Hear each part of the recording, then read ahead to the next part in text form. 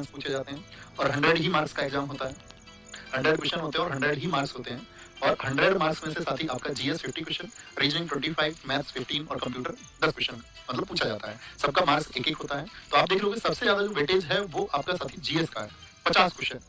तो 50 क्वेश्चन की अगर हम बात करें तो भैया कितना स्कोर कर पा सकते हैं हम इसमें मेहनत करें, आप ये प्लानिंग्स को हम फॉलो करें या हम अपने तरीके से कोई एक स्ट्रेटजी को फॉलो करें तो कितना हो सकता है मैक्सिमम स्कोर। पिछले रिजल्ट की मैं बात करूं, आप सबको पता होना चाहिए, दिल्ली पुलिस टॉपर निशांत शर्मा। तो अगर हम स्कोर की बात करते हैं तो बहुत सारे ऐसे बच्चे थे जिनका स्कोर 40 प्लस रहा है, यानी कि 40 प्लस किया जा सकता है।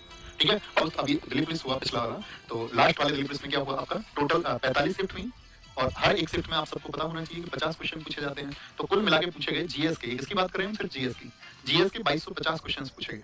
अब 2250 में से देखना होगा आपको स्टैटिक जीके 2250 में से 720, तो लगभग जरा सोच के देखियो कितना परसेंट क्वेश्चन बन रहा है, कितना परसेंट। तो आप कहोगे भैया लगभग एक तिहाई, 1/3 तो स्टैटिक जीके पूछी जा रही है और बच्चा अपना टाइम कहाँ खर्च कर रहा होता है, ज्योग्राफी, पॉलिटी, हिस्ट्री, इन सबको बहुत अच्छे से पढ़ने में। ठीक है, और मेजर ऐसा नहीं है कि उन सबका रोल नहीं है, सिलेक्शन में उनका भी उतना ही उपयोग है, लेकिन ज्यादा किसका है, ज्यादा महत्व आपका स्टैटिक जीके का, उसका सबसे ज्यादा इंपॉर्टेंस है। करंट अफेयर्स के 270 क्वेश्चन पूछे गए थे टोटल ओवरऑल इसमें से। इकोनॉमिक्स के आपका 225 क्वेश्चंस, हिस्ट्री के टोटल 360 क्वेश्चंस। देखो इसको 0 और 5 मिनट डेटा क्यों मिल रहा है, क्योंकि कम ज्यादा है तो उसको हमने 0 5 में कन्वर्ट कर दिया है। ठीक है, कैलकुलेशंस करके। पॉलिटी 270, ज्योग्राफी 225 और साइंस का 180 क्वेश्चन। कभी ये सोचे कि भैया फिक्स 0 में ही क्वेश्चन पूछता है, ऐसा सब कुछ आता है। ओके ठीक है, अभी ध्यान से मेरी बातों को सुनते रहेंगे। अब इसका आप स्क्रीनशॉट ले लें, जो भी साथी आज से सीरियस होना चाहता है, जो इस वीडियो को देख रहे हो या फ्यूचर में जो दिल्ली पुलिस को ज्वाइन करना चाहते हैं, तो ये वो टॉपिक्स हैं जो एसएससी के ट्रेंडिंग टॉपिक्स हैं, इनके बिना हमको एग्जाम में जाना ही नहीं चाहिए। तो अभी से आप ऊपर रखेंगे ना तो आपको ये पता होगा कि मेरा सिलेबस क्या है और सिलेबस में इंपॉर्टेंट टॉपिक्स कौन से हैं, क्या मैं उनको कवर कर रहा हूँ या नहीं कर रहा हूँ, क्या मैं एक राइट ट्रैक पर हूँ या नहीं हूँ, कहीं ऐसा तो नहीं है कि मैं कुछ भी पढ़ रहा हूँ। ठीक है, तो ये जो यहाँ पर हम बताने जा रहे हैं ये सिलेबस हम नहीं बता रहे हैं, यहाँ पर मैं आपको बता रहा हूँ स्कोरिंग टॉपिक्स, यानी कि ये वो टॉपिक्स होंगे जिनकी मैं बात करूँ, अगर आप इन टॉपिक्स को पढ़ लेंगे तो आप, मैं आपसे कहूंगा कि आप 35 प्लस क्वेश्चन एग्जाम में देख रहे होंगे जिन टॉपिक्स की हम बात कर रहे हैं। 35 प्लस में वो आपका 40 भी हो सकता है, 45 भी हो सकता है। ठीक है, वो आपका 32 भी हो सकता है, लेकिन ये आपका संपूर्ण सिलेबस है, तभी ऑफिशियल सिलेबस आता है, लेकिन आएगा वही आपका जो कि आपका पिछले वर्षों में होता आया है। समझिए, जब आप स्टैटिक जीके को पढ़ें तो दिवस पढ़नी है सबसे पहले, मतलब ऐसा नहीं कि सबसे पहले का मतलब उसको बाद में ही पढ़ना है, कहने का मतलब इंपॉर्टेंट टॉपिक्स हैं, डेज एंड थीम्स। आपका कुछ क्लासिकल हाउस होते हैं जैसे कि शास्त्रीय घराने, आप मान के चलिए उनको हम बोलते हैं आपका हिंदुस्तानी घराना, या आपका हिंदुस्तानी संगीत के घराने, या कर्नाटक संगीत दक्षिण भारत का उसके घराने।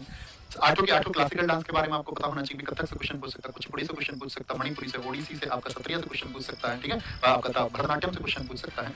कला, कला में आर्ट एंड कल्चर में सब कुछ आएगा, हमारे यहाँ किस तरह की ड्रेस पहनी जाती है, किस स्टेट का म्यूजिक कौन सा है, पंजाब का टप्पा म्यूजिक है, असम में बिहू म्यूजिक होता है, असम में बिहू डांस भी होता है, तो उससे क्वेश्चन पूछे जाते हैं। ठीक है, ड्रेसेस लोक कलाकार का मतलब होता है जितने भी हमारे फोक डांस है, जितने भी हमारे लोक नृत्य हैं, यानी किस स्टेट का लोक नृत्य का मतलब होता है किस राज्य में कौन सा डांस होता है, किस राज्यों में। मान के चलिए राजस्थान का कालबेलिया होता है जैसे आपका, या हम बोल देंगे उत्तर प्रदेश में आपका रासलीला होता है, या हम बोल देंगे आपसे भैया मध्य प्रदेश में आपका जो डांस होता है वो होता है आपका मटकी होता है, जुएरा होता है, वहाँ पे वो उत्सव तो तभी हो गई थी हमारी 75वीं एनिवर्सरी और आज कितनी हो चुकी है, 85 हो चुकी है। देखिए कमाल कमाल कमाल कमाल, बहुत बढ़िया।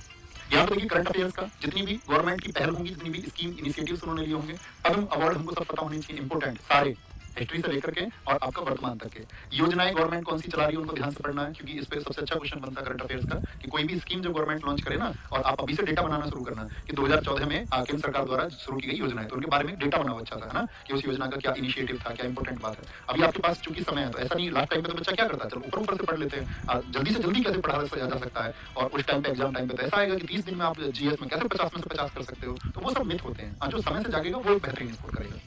तो 2023-24 हो गए, चर्चित व्यक्ति जिनका निधन हो गया या कोई आपका अवार्डेड है, किसी को पुरस्कार मिला है, कोई भी मिनिस्ट्री ने जो कार्यक्रम चलाया है। अब ये अपॉइंटमेंट आपको पता होने चाहिए कि भैया कौन हमारे देश में जो शीर्षतम अधिकारी हैं, जो आपका ऑफिशियल्स हैं वो कौन है, किस मंत्रालय के प्रमुख है, मंत्री हैं या डिपार्टमेंट चीफ में कौन है, किस संबंधित प्रशासनिक टॉपिक की जब आप बात करें तो इसका नाम चला है। जैसे कि मैं बात करूं तो कब पास ओलंपिक भी है 2028 में होंगे लॉस एंजल्स में, तो अब जब तक कौन से इंपॉर्टेंट रहेंगे तो तब तक आपका पेरिस ओलंपिक इंपॉर्टेंट रहेगा, तो पेरिस ओलंपिक के बारे में आपको पता होना चाहिए डीप से, अच्छे से। ठीक है, और राष्ट्रमंडल खेल आपका 2022 वाले हुए तो 2026 में होंगे अगले। तो अभी तो आपका एग्जाम इकोनॉमिक्स की बात करते हैं, इसमें नेशनल इनकम को अच्छे से पढ़ो, राष्ट्रीय आय कैसे नापी जाती है, क्या उसके मेथड्स होते हैं, करेंसी के क्या काम है, इसमें आपका डिवैल्यूएशन हो गया आपका, यानी कि आपका अवमूल्यन को आपको पढ़ना चाहिए, इन्फ्लेशन को, मुद्रास्फीति वगैरह सबको पढ़ना चाहिए।